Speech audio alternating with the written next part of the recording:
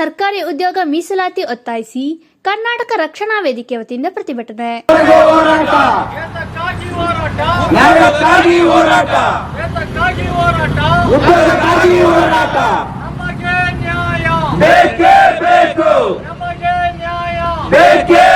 ಕರ್ನಾಟಕ ನೆಲದಲ್ಲಿ ಕನ್ನಡಿಗರಿಗೆ ಉದ್ಯೋಗ ಎಂಬ ಘೋಷಣೆಯೊಂದಿಗೆ ಕರ್ನಾಟಕ ರಕ್ಷಣಾ ವೇದಿಕೆ ರಾಜ್ಯಾದ್ಯಂತ ಚಳುವಳಿ ಆರಂಭಿಸಿದ್ದು, ಇಂದು ಚಿಕ್ಕಮಗಳೂರಿನ ನಗರದ ಆಜಾದ್ ಪಾರ್ಕ್ ವೃತ್ತದಲ್ಲಿ ಬೃಹತ್ ಪ್ರತಿಭಟನೆ ನಡೆಸಲಾಯಿತು. ಯಾತಕ್ಕಾಗಿ ಹೋರಾಟ? ಯಾತಕ್ಕಾಗಿ ಹೋರಾಟ? ಜಾರಿ ಮಾಡಿ ಜಾರಿ ಮಾಡಿ ಜಾರಿ ಮಾಡಿ ಜಾರಿ ಮಾಡಿ ಅನ್ಯಾಯ ಅನ್ಯಾಯ ಅನ್ಯಾಯ ಅನ್ಯಾಯ ನಮಗೆ ನ್ಯಾಯ ನಮಗೆ ನ್ಯಾಯ ಎಲ್ಲಿಯವರೆಗೆ ಹೋರಾಟ? ಯಾತಕ್ಕಾಗಿ ಹೋರಾಟ? ಮಾನ್ಯ ಜಿಲ್ಲಾಧಿಕಾರಿಗಳ ಮುಖಾಂತರ ಸನ್ಮಾನ್ಯ ಮುಖ್ಯಮಂತ್ರಿಗಳಿಗೆ ಮನವಿ ಸಲ್ಲಿಸಲಾಯಿತು.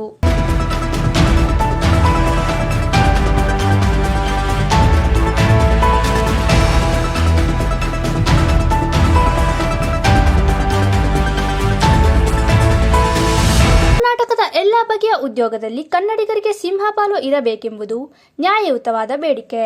ಇದಕ್ಕಾಗಿಯೇ ಡಾಕ್ಟರ್ ಸರೋಜಿನಿ ಮಹಿಷಿ ವರದಿಯನ್ನು ಜಾರಿಗೊಳಿಸಲಾಗಿತ್ತು. ಆದರೆ ಖಾಸಗಿ ವಲಯ ದೊಡ್ಡದಾಗಿ ಬೆಳೆದ ಹಿನ್ನೆಲೆಯಲ್ಲಿ ಡಾಕ್ಟರ್ ಸರೋಜಿನಿ ಮಹಿಷಿ ವರದಿಯು ಸಮರ್ಪಕವಾಗಿ ಜಾರಿಯಾಗದ ಹಿನ್ನೆಲೆಯಲ್ಲಿ ಕನ್ನಡದ ಯುವ ಸಮುದಾಯ ಉದ್ಯೋಗವಿಲ್ಲದೆ ಬಳಲುವಂತಾಗಿದೆ ಎಂದು ಕರ್ನಾಟಕ ರಕ್ಷಣಾ ವೇದಿಕೆಯ ಜಿಲ್ಲಾಧ್ಯಕ್ಷರಾದ ಅಶೋಕ್ ಕೆಂಪನಹಳ್ಳಿ ಅವರು ಹೇಳಿದರು. ಇವತ್ತೇನು ಕರ್ನಾಟಕ ರಕ್ಷಣಾ ವೇದಿಕೆ ರಾಜ್ಯದ 31 ಜಿಲ್ಲೆಗಳಲ್ಲೂ ಕೂಡ ಈ ನಾಡಿನ ನಿರುದ್ಯೋಗಿ ಯುವಕರ ಧ್ವನಿಯಾಗಿ ಕೆಲಸ ಮಾಡಲು ಹೊರಟಿದೆ. ಇವತ್ತೇನು ಈ ಚಳುವಳಿಯನ್ನು ಮಾಡ್ತಾ ಇದೆ, ನಿಜಕ್ಕೂ ಕೂಡ ಇದನ್ನು ಮಾಡಬೇಕಾ? ಎಂಥ ಪರಿಸ್ಥಿತಿ ಒಳಗಡೆ ನಾವು ಬದುಕ್ತಾ ಇದ್ದೀವಿ? ನಮ್ಮ ನಾಡಲ್ಲಿ ನಾವು ಉದ್ಯೋಗದ ಭಿಕ್ಷೆಯನ್ನು ಕೇಳಲಿಕ್ಕೆ ಹೊರಟಿವಿ ಅನ್ನೋದಾದರೆ, ಈ ರಾಜ್ಯವನ್ನು ಆಳಿದ 3 ಪಕ್ಷಗಳು ಈ ನಾಡಿನ ಮಕ್ಕಳಿಗೆ ಏನು ಅಡಿಪಾಯವನ್ನು ಹಾಕ್ಕೊಟ್ಟಿದ್ದಾವೆ ಅಂತ ಪ್ರಶ್ನೆ ಮಾಡಬೇಕಾಗತ್ತೆ. ಇವತ್ತು ಕರ್ನಾಟಕ ರಕ್ಷಣಾ ವೇದಿಕೆ ಸುಮಾರು 26-27 ವರ್ಷಗಳಿಂದ ನಾಡು ನುಡಿ ವಿಚಾರವಾಗಿ ಕೆಲಸ ಮಾಡ್ಕೊಂಡು ಬಂದಂಥ ಕರ್ನಾಟಕ ರಕ್ಷಣಾ ವೇದಿಕೆ ಡಿ.ಎನ್. ನಾರಾಯಣಗೌಡ ರಾಜ್ಯಾಧ್ಯಕ್ಷರು ನಮಗೆ ಕರೆ ಕೊಟ್ಟಿದ್ದಾರೆ. ಈ ಹೋರಾಟಕ್ಕೆ ಚಿಕ್ಕಮಗಳೂರಿನ ಜಿಲ್ಲಾ ಪದಾಧಿಕಾರಿಗಳು, ತಾಲೂಕು ಅಧ್ಯಕ್ಷರು, ಮೂಡಿಗೆರೆ ಅಧ್ಯಕ್ಷರು ಹಾಗೂ ಯುವ ಘಟಕದ ಅಧ್ಯಕ್ಷರು ಭಾಗವಹಿಸಿದ್ದಾರೆ. ನಾನು ಮಾನ್ಯ ಮುಖ್ಯಮಂತ್ರಿಗಳಲ್ಲಿ ಪ್ರಶ್ನೆ ಮಾಡ್ತೇನೆ. ಸನ್ಮಾನ್ಯ ಸಿದ್ದರಾಮಯ್ಯನವರೇ, ನೀವು ಇವತ್ತೇನು ಭಾಗ್ಯಗಳು ಕೊಟ್ಟಿದ್ದೀರಿ, ನಿಜಕ್ಕೂ ಈ ಭಾಗ್ಯಗಳಿಗಿಂತ ನಮಗೆ ಕೊಡಬೇಕಾಗಿರ್ತಕ್ಕಂಥ ಭಾಗ್ಯ ಉದ್ಯೋಗ ಭಾಗ್ಯ. ಹಾಗಾಗಿ ಈ ಹೋರಾಟಕ್ಕೆ ನೀವೇನಾದ್ರು ಮಣಿದೇ ಹೋದರೆ, ಸರೋಜಿನಿ ಮಹಿಷಿ ವರದಿಯನ್ನು ಜಾರಿ ಮಾಡದೆ ಹೋದರೆ, ಮುಂದಿನ ದಿನಗಳಲ್ಲಿ ಕರ್ನಾಟಕ ರಕ್ಷಣಾ ವೇದಿಕೆ ವಿಧಾನಸೌಧ ಮುತ್ತಿಗೆ ಹಾಕೋದ್ರ ಮುಖಾಂತರ ತಮಗೆ ಎಚ್ಚರಿಕೆಯನ್ನು ಕೊಡಬೇಕಾಗುತ್ತೆ. ಈ ಕೂಡಲೇ ಸರೋಜಿನಿ ಮಹಿಷಿ ವರದಿಯನ್ನು ಜಾರಿ ಮಾಡಬೇಕು. ನಿರುದ್ಯೋಗಿ ಯುವಕರಿಗೆ ಕೆಲಸವನ್ನು ಕೊಡ್ತಕ್ಕಂಥ ಕೆಲಸವನ್ನು ನೀವು ಮಾಡಬೇಕಾಗತ್ತೆ. ಇಲ್ಲದೆ ಹೋದರೆ ಉಗ್ರ ಹೋರಾಟವನ್ನು ಕರ್ನಾಟಕ ರಕ್ಷಣಾ ವೇದಿಕೆ ಮುಂದಿನ ದಿನಗಳಲ್ಲಿ ಮಾಡಬೇಕಾಗತ್ತೆ ಅಂತ ಎಚ್ಚರಿಸ್ತಾ ಇದ್ದೇನೆ. ಏನಿವತ್ತು ನಮ್ಮ ರಾಜ್ಯಾಧ್ಯಕ್ಷರು ಕರೆ ನೀಡಿದ್ದಾರೆ, ಈ ಕರೆಗೆ ಸರ್ಕಾರ ಎಚ್ಚೆತ್ತುಕೊಂಡು ಮಣಿದಿದ್ದರೆ ಮುಂದಿನ ದಿನಗಳಲ್ಲಿ ವಿಧಾನಸೌಧವನ್ನು ಮುತ್ತಿಗೆ ಹಾಕೋ ಮುಖಾಂತರ ನಿಮ್ಮ ಸರ್ಕಾರಕ್ಕೆ ಎಚ್ಚರಿಕೆಯನ್ನು ನೀಡಬೇಕಾಗತ್ತೆ. ಹೋರಾಟ ಕರ್ನಾಟಕ ರಕ್ಷಣಾ ವೇದಿಕೆ ಮೊದಲ ಹೋರಾಟ ಅಲ್ಲ. ನೀವು ಎಷ್ಟೇ ಹತ್ತಿಕ್ಕಿದ್ರೂ ಕೂಡ ನಮ್ಮ ಹೋರಾಟ ಎಂದಿಗೂ ನಿಲ್ಲಲ್ಲ. ನಮಗೆ ಜಯ ಸಿಗೋ ತನಕ ಮುಂದಿನ ದಿನಗಳವರೆಗೂ ಈ ಹೋರಾಟವನ್ನು ಮುಂದುವರಿಸ್ತಿರ್ತೇವೆ. ಹಾಗಾಗಿ ಸರ್ಕಾರಕ್ಕೆ ಎಚ್ಚರಿಕೆಯನ್ನು ಕೊಡ್ತಾ ಇದ್ದೇವೆ. ದಯಮಾಡಿ ಕನ್ನಡಿಗರಿಗೆ ಮೊದಲ ಆದ್ಯತೆಯನ್ನು ನೀಡಿ ಉದ್ಯೋಗವನ್ನು ಸೃಷ್ಟಿ ಮಾಡಿ ಎಂದು ಕೇಳ್ಕೊತಾ ಇದ್ದೇವೆ.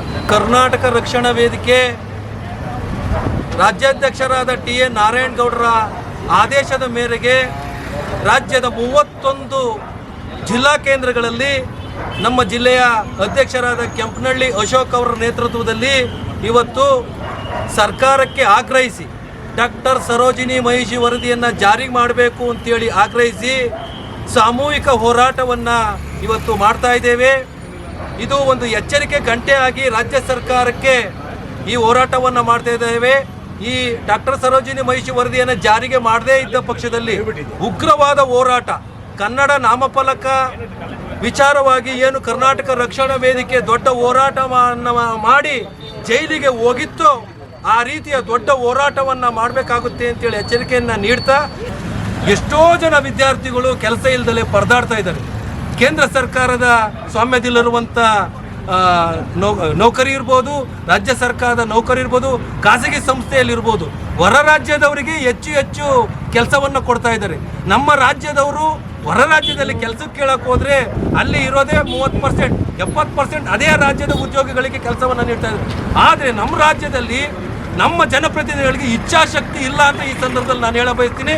ನಮ್ಮ ರಾಜ್ಯ ಸರ್ಕಾರದ ಎಲ್ಲ